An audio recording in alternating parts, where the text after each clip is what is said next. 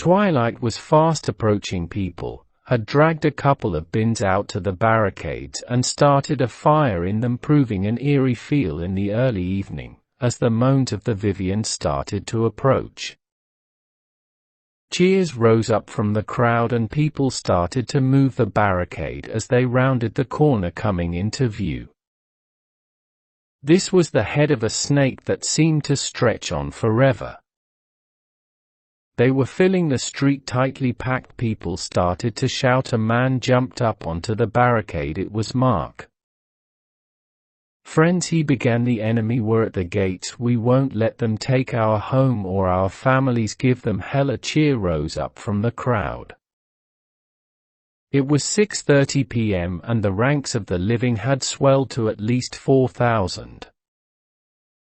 We were at the back of the group, not wanting to get involved in the initial clash or stand too close to the petrol bombs that were starting to be lit. You could see people at the barricades begin to light them. A roar rose from the crowd. As the first bomb was thrown through the air, it landed well short of the creatures, but it still claimed. A gasp from the crowd as flames spread over the road.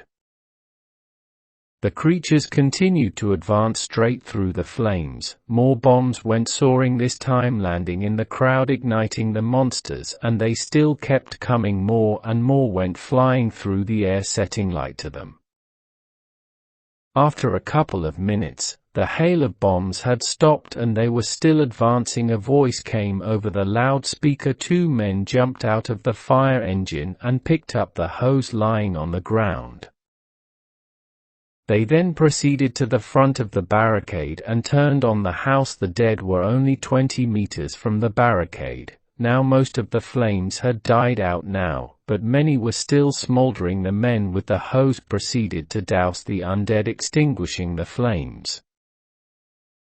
Mark's voice rang out again. It sounded like he had been drinking. A slurred charge was yelled and the crowd started to advance forward, people jumping the barricade, eager to get to grips with the monsters. Into the valley of death they charged.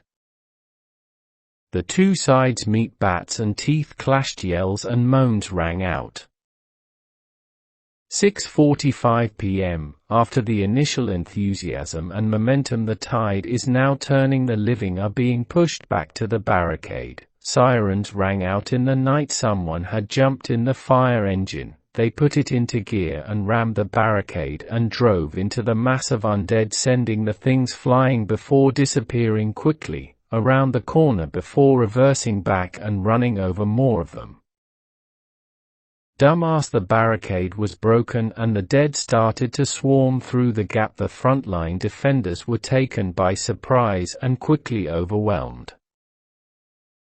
Screams rang out, not from the front, but from the side. The dead were at the left barricade. No one had thought to keep an eye out in that direction, and they were pulling themselves over the cars. People at the back were starting to run. We moved to the side to avoid the main crush. Only a few hundred people remained to defend the barricades. Were no overrun. The fire engine had stopped moving. I could see blood spatters on the inside of the cabin. People were falling around us. I heard crying across the road. There was a young girl by the front of the fire station. She couldn't have been more than 10 years old, blonde-haired, blue eyes, sitting down hugging her knees. The dead were pushing forward and no one seemed to notice. What was that rule from Zombieland? Never be a hero. Oh, fuck it, I thought. I started to make my way across the road, advancing towards the dead. I reached her. Hey, are you okay? A stupid question. I can't find my dad, she bawled. What does he look like? Why did I ask that? Like, we have time to wander round and look for them. I turned round. Damn, the defenders had backed off further now. There was only a few meters of open ground between me and the dead. John and Toby made their way to me. Look, darling, I don't know if we can find him right now, but we can't stay here, it's not safe.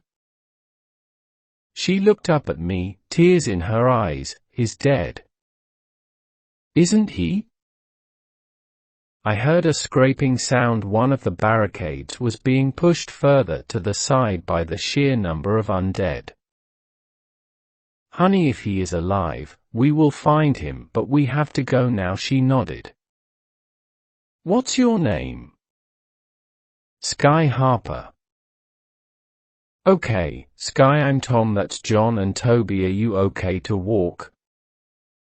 She hesitantly nodded. I'll tell you what, how about a piggyback? She seemed to prefer that idea. I passed my bat to Toby and she jumped on. And we began our retreat. There were on a few dozen defenders left now, too drunk or too macho to admit that we had lost as we disappeared into the night. John lighted the way with a small torch on the way back past the shopping center. We came across a grisly sight: 3 survivors just lying gutted on the floor, with 4 Vivians feeding on them. They looked up and saw us. John and Toby moved forward to intercept them.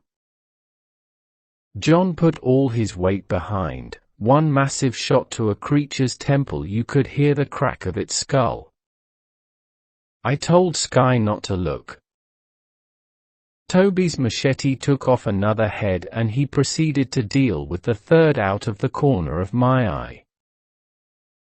I noticed movement from the shadow of a shop doorway. One came charging out. It caught me completely off guard.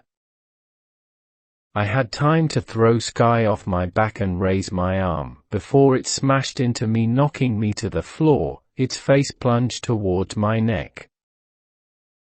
I managed to get my forearm underneath its chin. He was a police officer, but now a monster. Its teeth gnashed inches from my face, hot breath washing over me.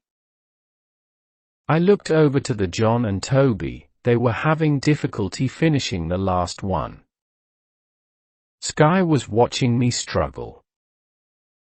She cried. I managed to get my foot up and boot the zombie cop straight in the solar plexus. This gave me a second to scramble to my feet. I stumbled over to Sky, putting myself between her and the monster. What I did next, I did without thinking. I walked forward towards the creature. When I was within range, I stomped straight down on the creature's kneecap with all the force I could muster. The sound of the snap was unbelievable. It started to sink forward. I grabbed its head with my gloved hand and pushed it back. It lay there on the floor trying to get up. John and Toby had finished with theirs and had seen me stomp the thing, but I said, Toby passed it to me, and with one hit, I cracked the creature's skull. I stopped and looked at the officer. He was young, could not have been on the job that long. Damn. I proceeded to search his belt.